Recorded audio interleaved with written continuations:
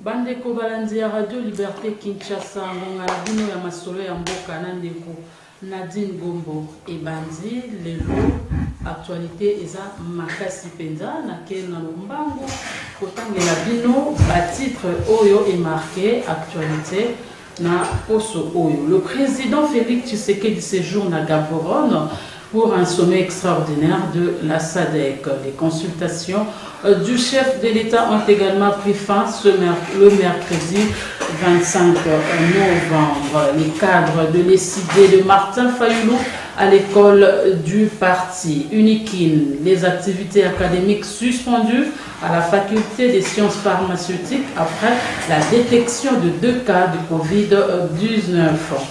Albert Youma, élu à l'unanimité par tous les membres du conseil d'administration comme président de la Fédération des entreprises du Congo. Wana ba sujet pour développer lelo na maître Clément Mouza invité na biso ya masolo ya mboka. Maître Clément Mouza toyambio. Merci maman na sepeli parce que yo ozo sala émission eza kitoko oyo ezomona neti ke yo sala ka mosala ya ba député parce que population azo yoka yo malamu azo yoka yo na bokebi pe koloba oyo il faut oyo population alingi sala mapona ye mais malheureusement bandeko bazana moi ndenge to bakana lopoto passerelle ya pouvoir bazo sale le côté bazo tala peuple nzalezo bakisa makaka mikolo nyonso mais bon ngape na kimaka mbango soki obeni ngai monike nazalaki na musala mais na lobi na kolia pe atali pate atama ya pamba na komela nano tena kimana mbango po tena lobela peuple na biso makambo ya mboka yeba nini eza koleka na mboka totondi o botondi ozalaki vraiment très occupé tolandi na ba titre na biso awa que ba cadre ya décidé baza vraiment na kati ya kolanda malakisi.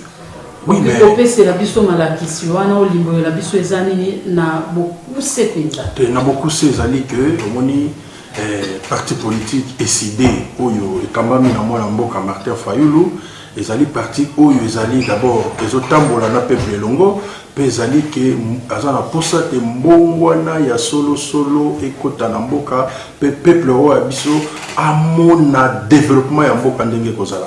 Yango moni il faut tous à la former puis il faut tout bongisa maimatali lolenge ya kotambola na biso na niveau ya parti parce que moni mikolo ko tambola mondela zo bimisa mayele belé et c'est toujours important que bisope to chakape moi mayele na biso pour que tous à quand même à la page donc tous a kuna ko sola pona makambo etali organisation ya parti na biso décidé pe tokoye bisabato nini oyo biso tokosala pe bakomona biso nini oyo tokosala po ete il faut oyo biso tobengaka na lopoto vérité des urnes il faut ezala na mboka po ete makambo ya lokuta ezala te. Voilà toko kende rapidement na dossier au état santé Covid-19 avant tokoba na politique lelo faculté ya science pharmaceutique na Unikin bakangi yango pourquoi bakangi yango parce que ba détecté 2 étudiants na maladie ya Covid-19 kaka Unikin te école Lupio pe bazui mwana moko ya 5e primaire je crois na Covid-19 pe bakangi kelasi wana. Alors réouverture à ba classe wana ezali ba proposer réouverture à ba classe wana ezaka kasoki basali ba test ya bana nyonso notamment na Lupio que moi na moka présenté ba sinte nde ba kofungola classe wana pour le moment classe est fermée mais dossier Covid-19 ezo sala pasi parce que ba kinoa ba komi na doute ebele na mutu faute eza ya bakonzi au départ moto yo ba autorité ba présentaka biso ki azana Covid-19 awanganaki acclamer tout o ki azana na Covid-19 te et pesa confusion ti lelo ba kinoa bazonzi malisoso malade ya Covid-19 te na Kinshasa alors ezali maître Mouzaka Yembe ba frontière na biso mikondi ba sécurisate maladie importée ekoti ba kinois batosa to batosa te ezali to ezali te yo lokola molobeli ya peuple na lingi ozwa mwa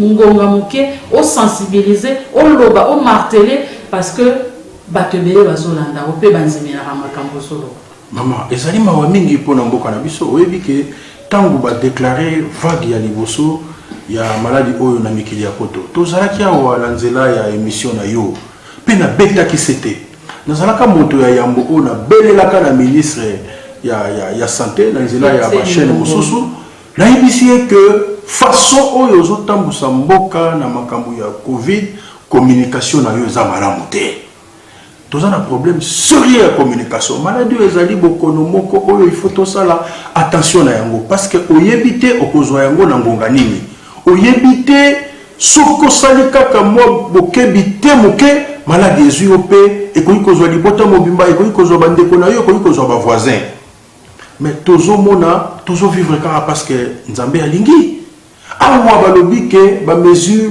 barrière ezala appliqué moto alata cache nez mais nga namoni bapolisier na basociate bazosepela ke kope ezongi mais oyo mboka ya mondenge nini boli yeke yango ate ezalaka moto azali censé kobatela bato mpe biloko na bango lokola mokonzi ya bakulusi alobi ke il faut tosala contrôle omoni na nzela bato ebele bakomi mpe kolata yango mais bapolisier mosusu bazosala yango fete ekomi ko ekomi mama na ko mpe tokoyoka mbala mosusu lobi tolobi okuna moto akufi parce que bakangaki azalaki na masque te non je pense que bamesure oyo l'état na biso azosala maseki na maladi oyo lokola bato bakomonaki azosala maseki communication ekomi difficile mpe bato ebele lelo na Kinshasa tokoki kokoma ata na motembo ya bato 65% ya bato bakomona lokola maladi yango eza nde politique bakomona lokola maladi yango eza nango te mais c'est très dangereux bandeko na ngai ya Kinshasa nazoyebisa bino ke maladi ezali tala lelo na kuna na Yidikini tango balobi ke faculté boye bana mibale me bana wana bakotaki na bus tala ba condition oyo biso toza nango na bus bana wana ko bakoma mbala mususu na bus po bango bakotaka bus oyo ya likolo ya mito ya wana te 207 avant ya kokota 207 ona mbala mususu amataki déjà mwa moto awuti pe na ndako ayaki kaka na faculté te mbala mususu alekaki na faculté ya science alekaki na faculté ya droit akendaki kotala camarade na ye mona côté ya pharmacie biso toza bato tosala ovanium c'est-à-dire toyebi université toza lokola basusu te bagangaka donc je pense que l'état azozwa makambo na yebi seki tout peut tozali ko rappeler à l'ordre pour makambo bonga ezalaka l'état pour makambo soki ezobeba l'état azalaka moto ya yambo oyo abebisaka makambo lokola nga mpe nazali l'état ndenge tolobaka na lingala ya sembo nga mpe nazali population na kobelela na bakonzi bameka kotia ba moyens nécessaires parce que deuxième vague oyo soki eyepa ya biso babola naloba boye po moni na ebandeli bato bazali koloba maladi wana ezalaki ya bata mosolo mpe bato ya mosolo ebele nde bakufa mais oyo ya babola mpe bakende mais soki ekoti na bakomini lokola Bumbu ekoti na bakomini lokola Masina ekoti na bakomini lokola Kimanzeke ekozala catastrophe mpona bafamille plutôt komona mikolo yo l'état yé moko atiki oyo tobengaka laisser aller non mais les gens vivent sous le coup il y a mibeko sous le coup il y a force publique tomoni ba matanga même ndenge bandai kosamba liboso on dirait zongi na mokaka ndenge za eloko tinga etikali kaka ke boluwe sala ebembeye lali pe bato nyonso balali lobi bobili pe bokei et pourtant l'état leva nanu mesure mais eloko ekosamba te docteur Moulemba koganga te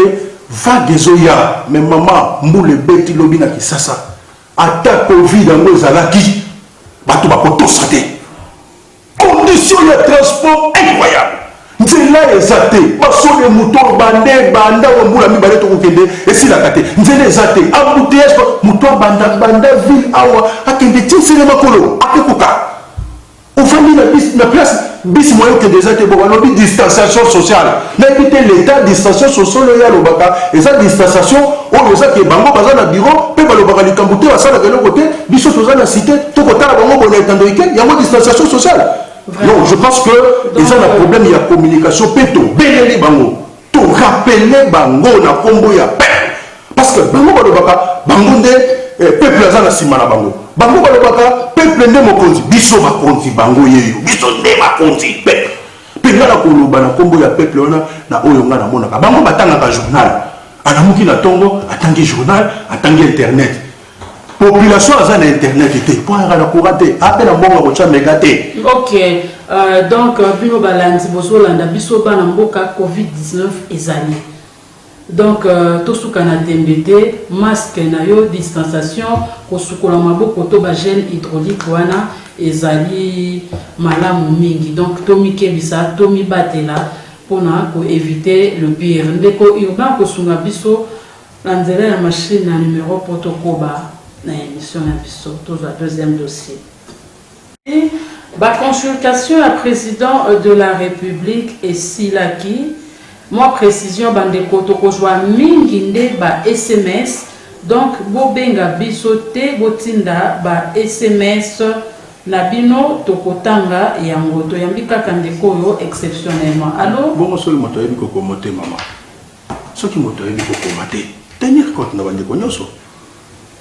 Alors, consultation ici là qui honorable Mouza, Tomoni Tinasuka FCC et Keite, SID et Keite, Tokoyi causer là-bas enjeu nini, attente nini, Nasuka ya masolo parce que lelo Tomoni ndeko Félix, président de la République, Assali Moussala pe ya pambate, Tomoni engouement oyo et qui pour répondre à l'invitation na tout le monde peut ba force ou qui pour répondre à l'invitation ya président de la République tout le monde qui Ndeko Jean-Pierre Bemba tout le monde Moïse Katumbi tout le monde Bati Lukwebo bazapé force na kati ya FCC à Kendaki na batunaye donc les lots to koyi koloba ete Félix Tshisekedi a quand même conforté la position naie asa sous face ya FCC na état de faiblesse parce que lelo na union sacrée naie a négocié les sous na FCC lokola cash pambate a kozo kende na makambo naie union sacrée en génie les anakatu na maître Clément. Bon maman, tu réfléchir lokola la population. La passion aux populations en Zanango, tout réfléchir parce que tout ça va leader politique.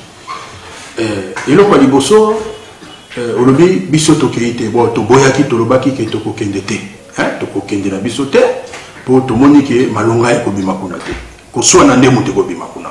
Oyo bisoto moni yango wana. Soki eko na ndenge ya histoire par rapport ya oyo kobi makuna eko bonga, likambute soki ma ezali pembe pona komela, motono so linganga mela yango.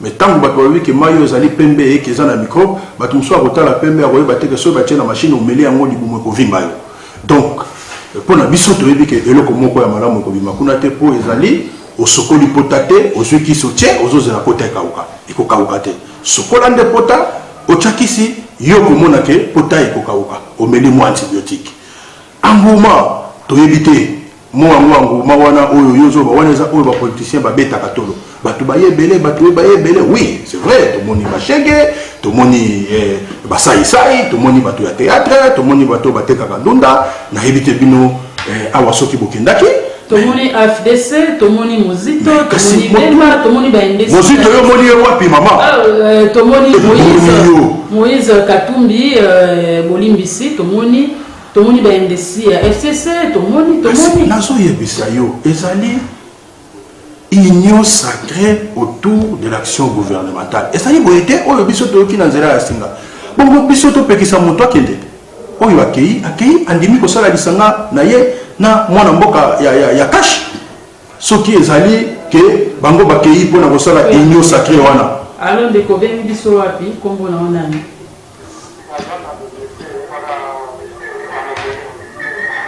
Kombo na onani obengi wapi? Oui, au bien biso wa.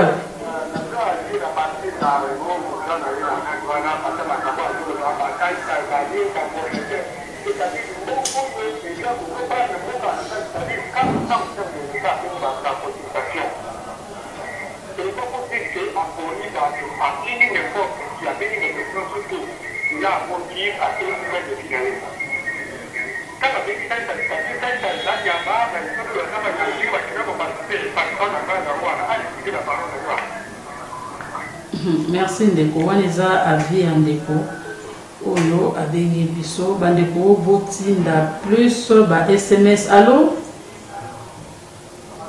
Obengi biso wapi kombo na onani?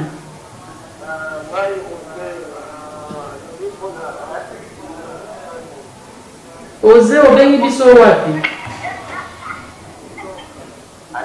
Oui, allô? Bonjour, tozolanda motuna na yo mbala moko papa Oze.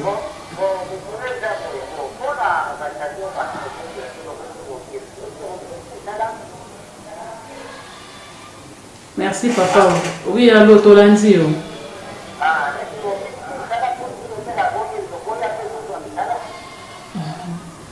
Ok, obengi biso à partir à wapi? Ok, merci. Bandeko Obotikadi Botinda ba essai. Alors, pour que nous conclue, na lobby bien, bandeko Obakei, bazana liberté à côté.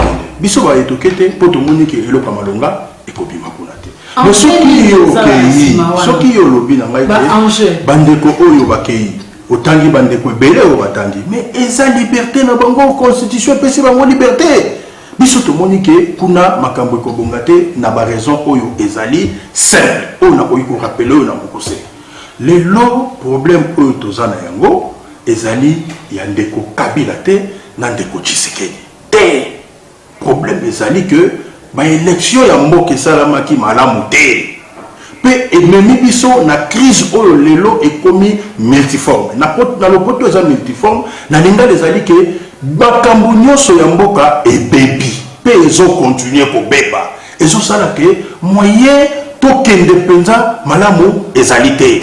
Parce que komona ke bandeko oyo lelo bazana coalition kaka bango nde bamona kite Kabila ba élection asalisa malamu te azoki ba député apesi mbongo apesi boye apesi ba influence asali boye kaka lelo bango nde bamoni ke basangana autour ya action gouvernementale, c'est-à-dire que bazwa majorité mususu pena mukuse poto lobeli makambo yo mwa mingi yango sali kelelo libala oya bango ya malamu te bandimaka pe peuple boya ka yango bango bandimaka ko sala yango sali kelelo elingi e bloquer mboka pe bato moke nde balingi ki mboka ezala bango te mboka ezala bango te.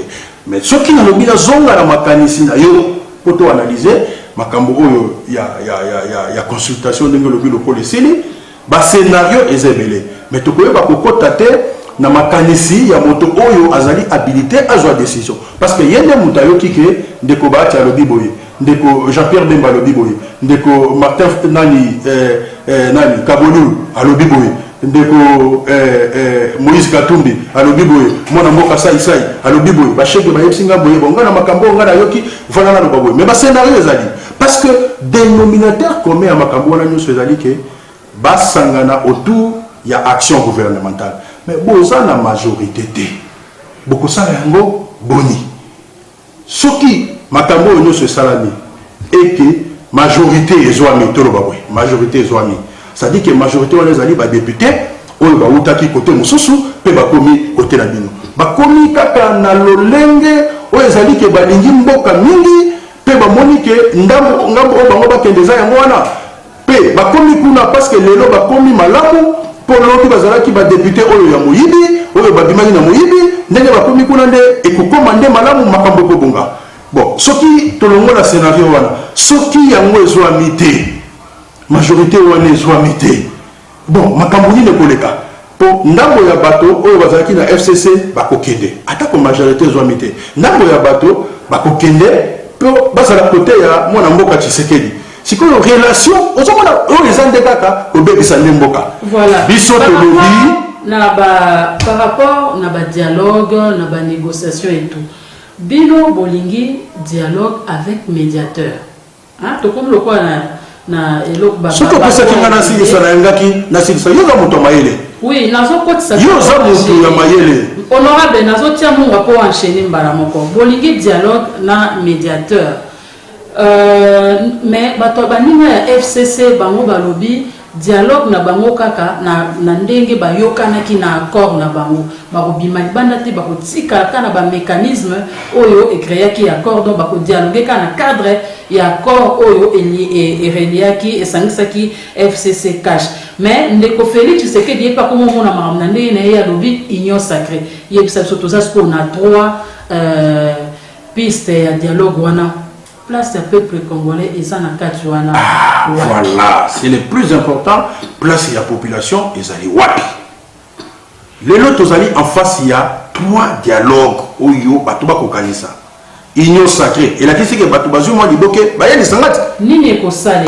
Dialogue wapi est ça important. Maman, dialogue où ils allaient important, où la population a lingui, ils allaient proposition, il y a sortie de crise, où il y a moins d'amboka Martin Fayulu, où il y a qui candidat, il y a coalition la mouka na ba élection, où il est kaki, na l'olenge a moni que mboka ba élection et salami malamouté.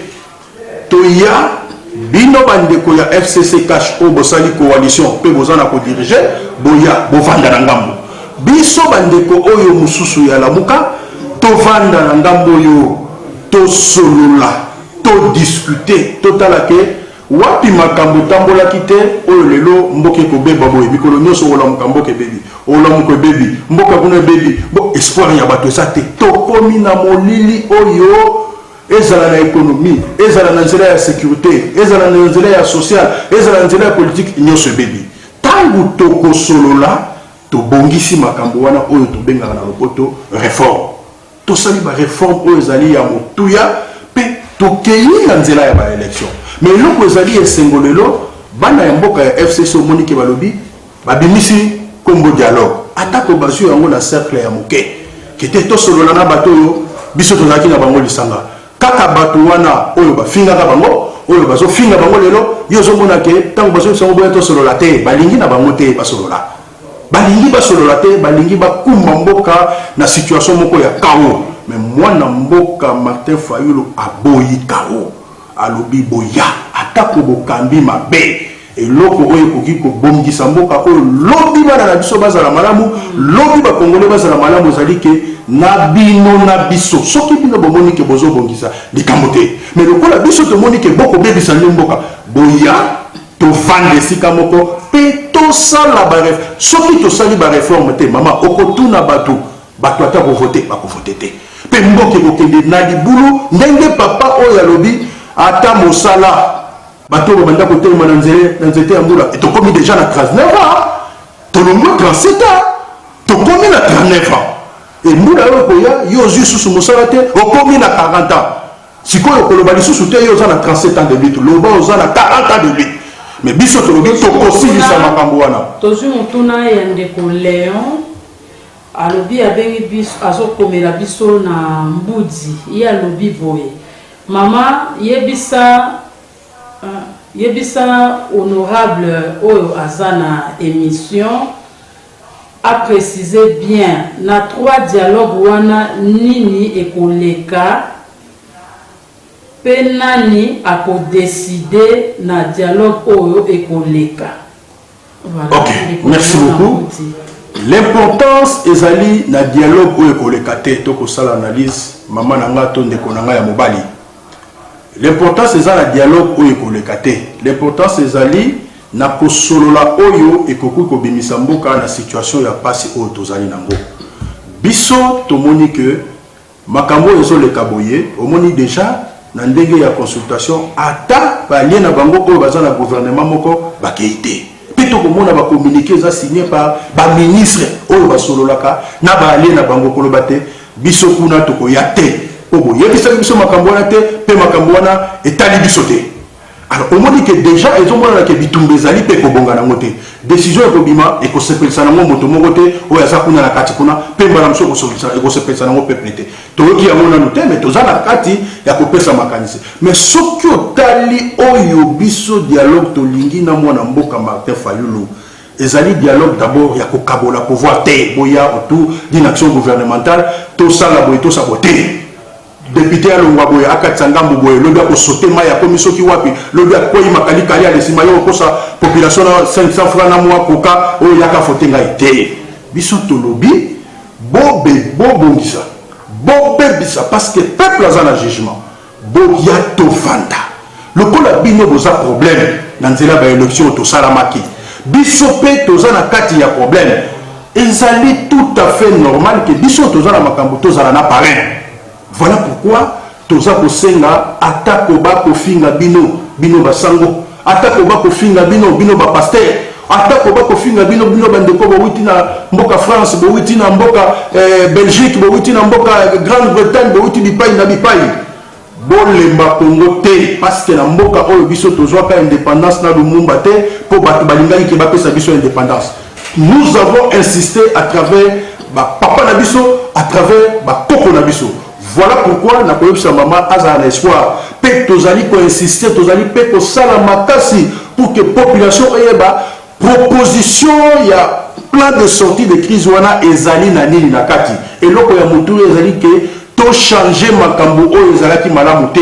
Pe yo maman to papa sike ozali na ndako oyebi ke makambo ya élection de kati malamu te. Et loko biso tolingi échanger nde yango wana comme ça tant to kokende na ba élection estima batu oyo bakobima bazala effectivement oyo yo moni population ke te biso to vota ki bato yo babi pe ko sala bino tala lelo lolengo bokolela pona nzela ya parlement oyo oh ba député basawa ba de bokomona bango te bokomona bango te babimi na nzela ya influence babimi na nzela ya kopesa bambongo bato oyo baganye babimi te mais to ko bandozala kaka na olela mboka il faut ezala na cohésion gouvernement asosala parlement azosala, assemblée provinciale azosala, et ça na assemblée provinciale mususu, ba député banda ba yaki sasa, ba kinyakate. Ba kinyakate po. Il y a sanga mboki ko kende liboso ndenge mama, ata yo tota ko yeka. Te ko tikate. Mais pour na apaiser ndeko oya lobaki que te saisa ya za moto. Chege pe ya za moto. Oyo nyoso akendaki aza moto. Seulement biso tolobi ke moto alinga kende akei na ye. Donc ezali na moka ka exemple le ko la bango ba vedette. Et bon on kotanga bango mingi ke kotanga bato mususu. Donc bazali bato basala liberté na bango biso pe na liberté na biso to vandi. Et ko moto to yebite. Merci pour la mécanisme tozo selisa rapidement mais to koki ko selisa te soki to leki na sujet oya élection ya Albert Youmate en tête à FEC. À l'équipe sous Maître Clément Mouza, est-ce que ça échec pour le président de la République parce que na fait et la Camille qui va proche à président. Tout le monde a papa Bemba Saolona à son époque, à qui proche à président Mobutu, Albert Youma c'est connu proche de Joseph Kabila, mais abimi les sous mais au moins était que moi en boka Félix Tshisekedi azana kaka na entreprise ya maman mboka ezana bolo yeke ozo soki ça peut wana mboka ezana bolo yeke boni ko manga makambo ya Albert Youma population ya Albert Youma bato nde ba yebi population ya Albert Youma te yo yebi IDPS azana motango ya ba député provincial combien na lisasa azana bango combien oyebi azana ba demo epelé yo kanga na biso pe bala dangai badimisa sénateur boni yo mama yo komona kaka Albert Youma il ne peut s'azana ba député provincial combien ba député provinciaux badimisa ta sénateur moko zwa na mboka Kasai place yo bazana ba député provinciaux belé badimisa ta sénateur moko boni yo mama songi boyo ayo bana ka yebi batamba mo de ba yebi oui comme on papa Motuna na yo rapidement pour clôturer l'émission.